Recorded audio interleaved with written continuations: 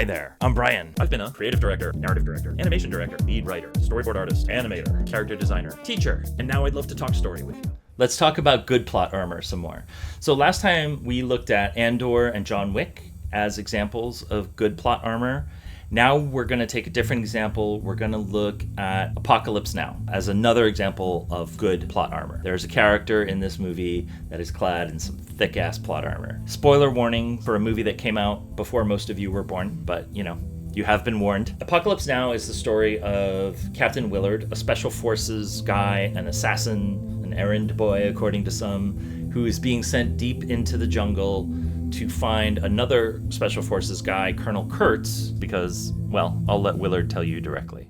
They told me that you had gone totally insane. And that your methods were unsound. Are my methods unsound?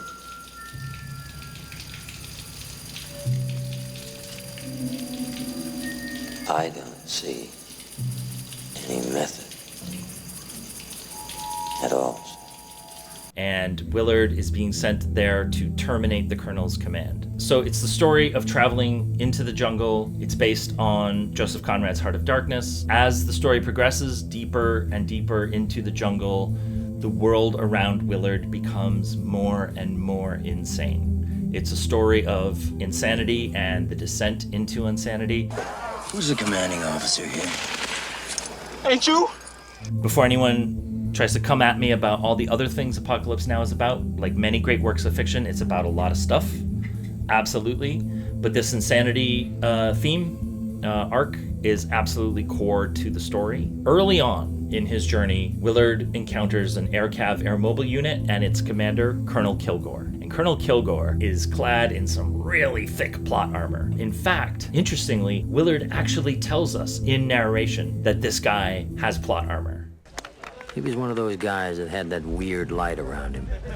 You just knew he wasn't going to get so much as a scratch here. So why does he have plot armor? What kind of plot armor is it? And why is it a good example, or an example of good plot armor? It's insanity. Charlie, don't serve!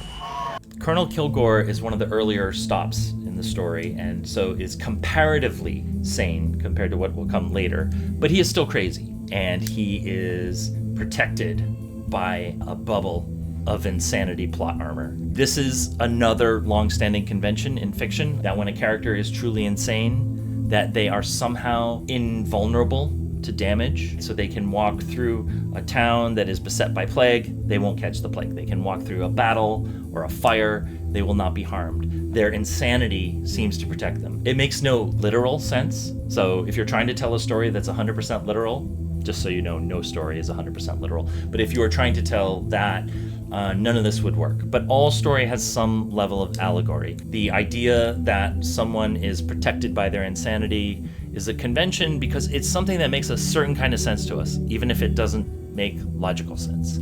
So Kilgore is protected by his insanity, and his men feel protected by his insanity, even though they are not. His men can die, right? But he won't. Here we have a character who's completely unafraid of the battle going on around him because he can't be hurt by it. Why is this good? Well, it does a couple of things. One, first of all, it just gives us a really memorable character. Colonel Kilgore is one of the most memorable characters from one of the most memorable films ever made, and he's only on screen for a few minutes. So it's a really strong thing, this just seeing this person walking around the battle completely unafraid of harm. But more importantly, it reinforces and exemplifies the insanity idea. We think that this is kind of wild when we see it. By the end of the movie, everything that happens in the Colonel Kilgore section will seem tame. But here, at this stage of our journey through this story, we're like, wow, this is crazy. He is an early example of the insanity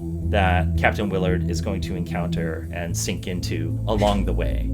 And it's important to note, another reason that this is good and that this is done well is that if there was ever a beat where we were supposed to worry about him, like, oh, there's a sniper in the trees, and like, what if Colonel Kilgore gets killed? Then it would be bad plot armor, because the storytellers are trying to tell us we need to be concerned about someone who we know can't die, but they don't do that. The storytellers tell us straight up front, like, this guy's not ever going to get hurt, and they don't ever play that beat, and that's a reason it's not bad plot armor. But again, this plot armor underscores and strengthens the theme of insanity. That's all for now. I'll see you on the next one.